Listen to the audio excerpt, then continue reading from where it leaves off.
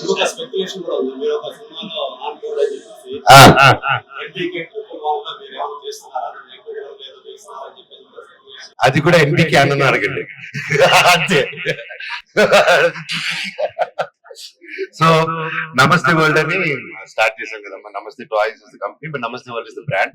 So ఇప్పుడు the next అని we are starting. Monica గారు వి అని చెప్పకూడదు, I'm just supporting. So Monica గారు నువ్వు ఇప్పుడు బెంగళూరులో కానీ వేరే చోటు కానీ స్టార్టింగ్, ఏపీలో కానీ starting with sports project also నా డ్రీమ్. సో అది కూడా this is not the platform. దాని గురించి త్వరలో ఇంకొక 10 to 15 days లోనే వాటి గురించి ఒక మంచి న్యూస్ ఆవిడ అనౌన్స్ చేస్తారు. మీ ట్రస్ట్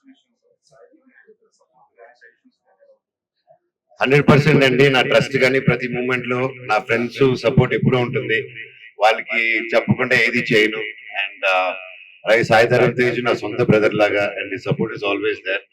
అండ్ అయిన వెంటనే ఫస్ట్ ఇది అది ఓపెన్ అయింది, మేమే ఫస్ట్ వెళ్ళిపోయి లంచ్ కూర్చుని ఓపెన్ చేసి సాయి ధరమ్ తేజ్, నవీన్, నా ప్రాణ స్నేహితుడు మేమందరూ కూర్చొని, and I have their blessings and their support all the time. అవునండి, అది ఉంది.